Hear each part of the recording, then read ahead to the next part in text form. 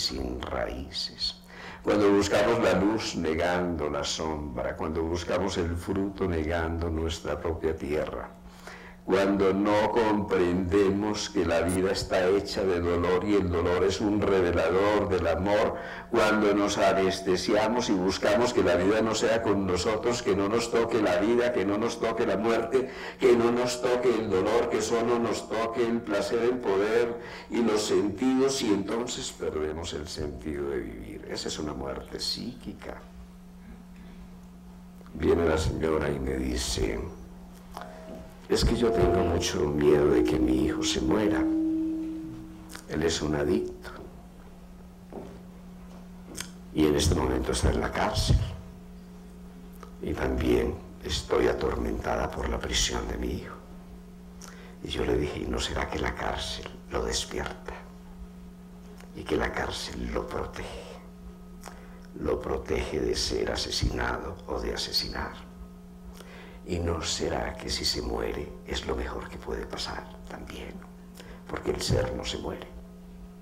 ¿Y no será que ya está muerto psíquicamente? Que ya emocionalmente ha perdido el sentido de vivir. Tal vez no hay muerte más dolorosa que la muerte lenta de la pérdida del sentido. Sigamos en la perspectiva biológica y vamos a tratar de aprender de la naturaleza. Cuando la semilla muere, ¿qué ocurre? Nace la planta.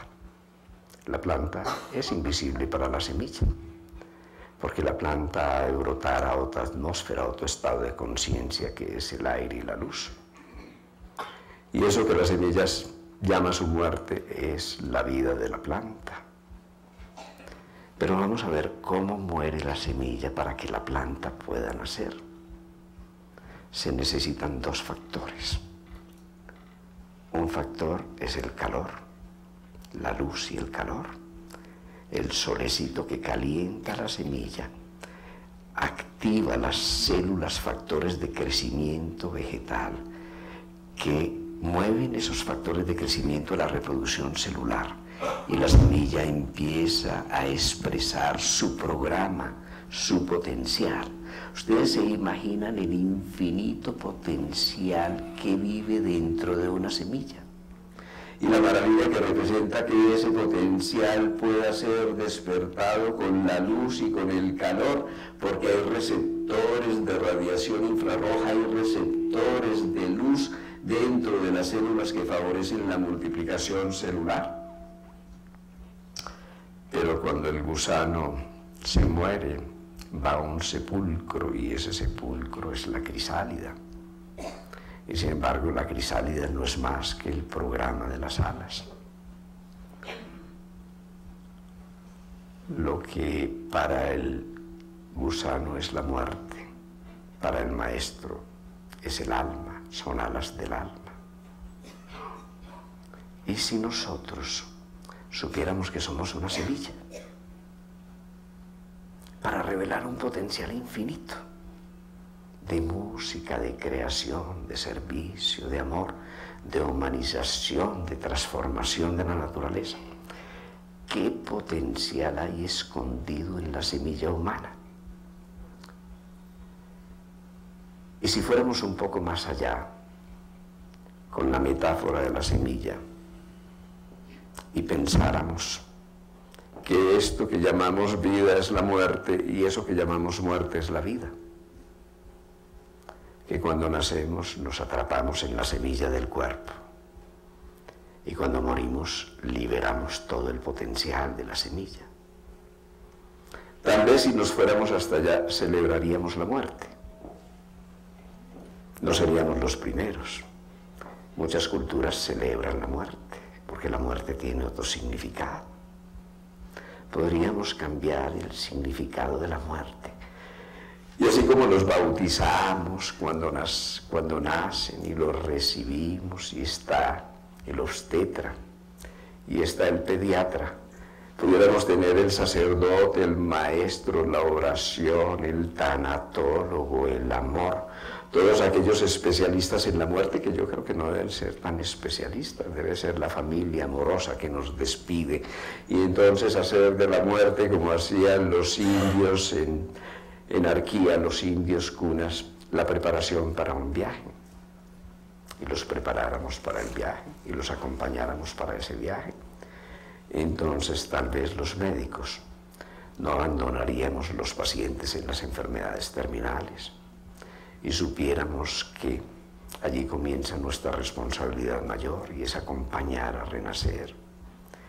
Y entonces tal vez nosotros comprenderíamos que nuestra responsabilidad no cesa en el momento de la muerte, porque el viaje continúa. Y entonces tal vez comprenderíamos que cuando la semilla muere, nace la planta, pero que cuando la flor se muere, nace el fruto, y cuando el fruto se muere, retorna a las semillas, y comprenderíamos mucho mejor el ciclo de la vida. Podríamos entonces pensar en que la vida es continuidad de la conciencia, y la muerte es simplemente un cambio en la dimensión de la conciencia. Podríamos simplemente desde la razón y ya más allá de las analogías, las alegorías y los isomorfismos, desde la simple razón, podríamos pensar que es absolutamente tonto siquiera imaginar que 15.000 o 20.000 millones de años de evolución se terminen con mi cuerpo y que tenga sentido morirse. Yo les confieso sinceramente que si esa fuera mi dimensión de la muerte, yo me habría suicidado hacía mucho tiempo y la vida no tendría sentido. Tendría sentido que todo tu dolor, todo tu amor, todo tu aprendizaje, todo aquello que tú has logrado se perdiera. Que todos los logros simplemente se fueran con la muerte, que todo lo que yo he dado, que todos los abrazos, que todos los besos, que todo el cariño, que toda la conciencia simplemente se perdiera en el momento de la muerte, y que después de la muerte no tuviéramos nada. De la misma manera tendría sentido pensar que nosotros aterrizamos después de 15.000 millones de años de evolución como almas aquí en paracaídas sin ningún pasado detrás de nosotros, y vivimos y le decimos al mundo, venos aquí, que esta vida es eterna y hay un más allá, pero no hay un más atrás, y neguemos la gran cadena de la vida. Tendría sentido pensar que simplemente fuimos animalitos que fueron ascendiendo a lo largo de millones de años, y que como seres humanos simplemente somos animales modificados, que tenemos una conciencia que es producto de un cerebro, y que las neuronas disparan potenciales de acción y la magia de los neurotransmisores, y que yo vivo en mi cuerpo, y este es el milagro del genoma, de tal manera que yo pudiera exprimirte y estudiar tu genoma y encontrar tu personalidad y tu psiquismo y tus sueños y tu esperanza y tu lenguaje y tu humanidad. Pero tu humanidad trasciende tu genoma. Tu música trasciende las cuerdas de tu instrumento. Eres pura música y eres el músico, y el músico no se muere con la muerte.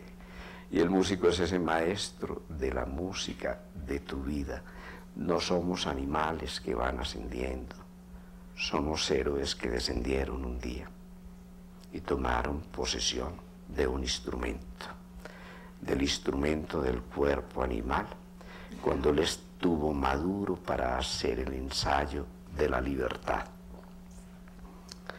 Hay un cuento oriental que a mí me fascina, hemos hecho algunas modificaciones, pero es fantástico porque nos ayuda tal vez como una alegoría a comprender más profundamente el tema de nuestra identidad y el tema de la vida y la muerte.